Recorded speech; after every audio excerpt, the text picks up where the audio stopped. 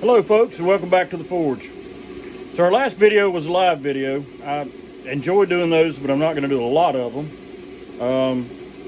Today we're going to go back to the way we've been doing it. I'm going to do something a little different than what I normally do. I've got a little piece of 3/16 high carbon steels, probably 5/8 inch wide. I'm going to try to make a traditional style, what's basically a Puukko blade.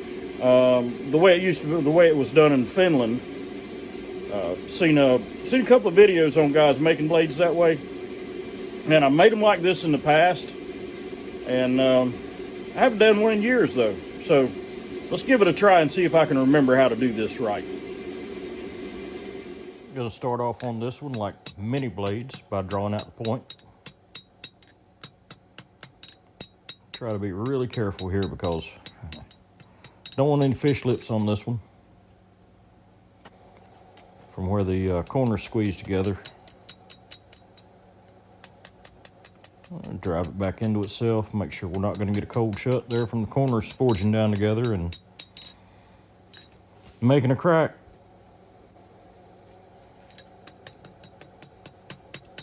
Now we'll draw it down to a bevel.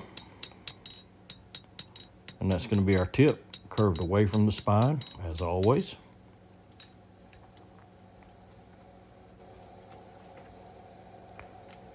Going to get out our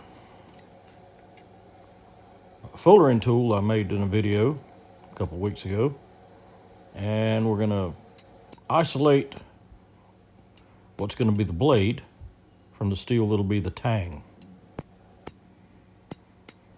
It's just a simple matter.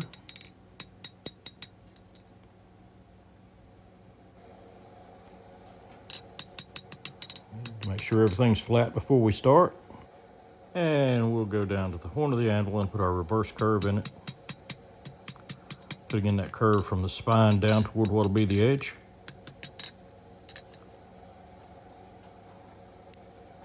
It's actually a pretty simple blade. We're just going to forge our bevels in. And of course, as we forge our bevels in, that's going to push the spine back straight, more or less.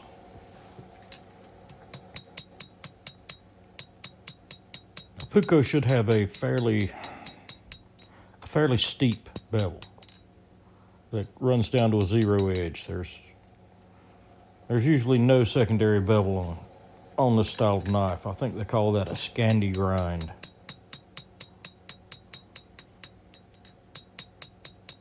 So that's what we're shooting for. I'm going to leave the edge a little thick because I'm going to grind this blade and finish it down to a fair satin finish. You can see I've got a little backwards curve from hammering the bevels in, but that's okay.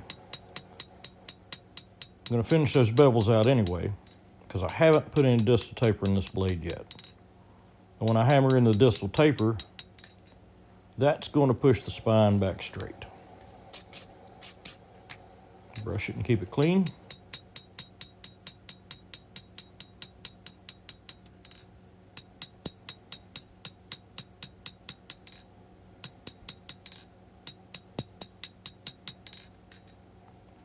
Looking good.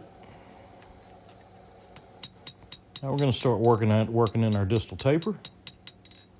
And you can see how that straightened that spine right back out. The only place I'm not happy with at this point is just the very tip. And I'll round that over on the anvil here in a minute.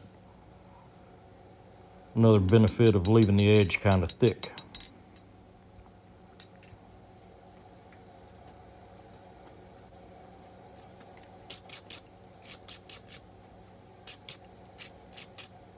Clean. Make sure all my bevels are straight.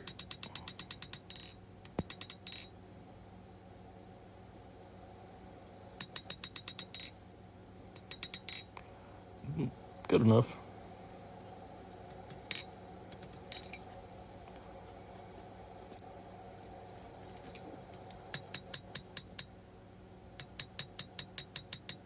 Straighten that edge up a little more.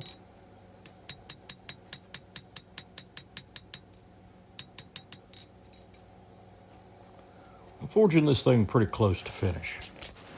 so I don't have to grind as much. We're just going to fix that tip, straighten it up a little bit.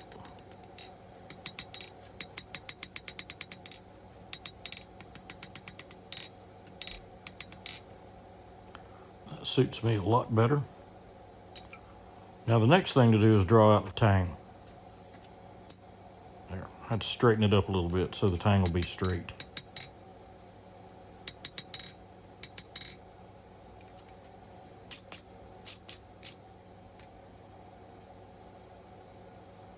All right. I think that's going to work. And we'll get out the, I'm going to go ahead and draw back a little bit. Draw down what's going to be our tang.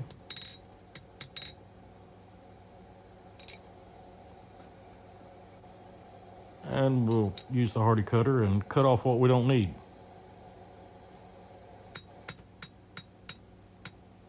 Nah. I really should have got that a little hotter.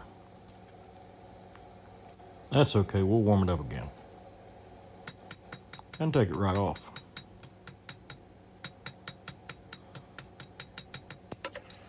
And of course that extra steel went right in the quench bucket.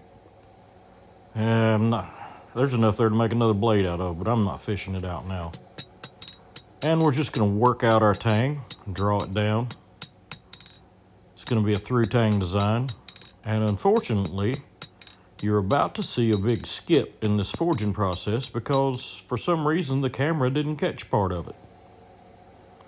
But anyway, here we are, just putting on the final touches on what's basically the finished tang. My apologies for that. But you've seen me draw down enough things, it's not hard to figure out how it works. And that's a Puukko blade. I do believe that that'll do just fine.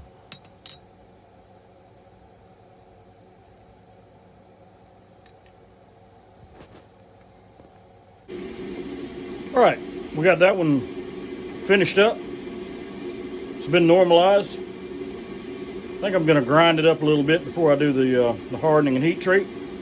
But there we go. These traditionally had a birch bark handle and usually German silver fittings. I don't have any birch bark and I don't have any German silver. But what I am going to try to do is probably fit this up with a piece of antler and cast on a pewter bolster. Anyway, thanks for watching. God bless and have a great day.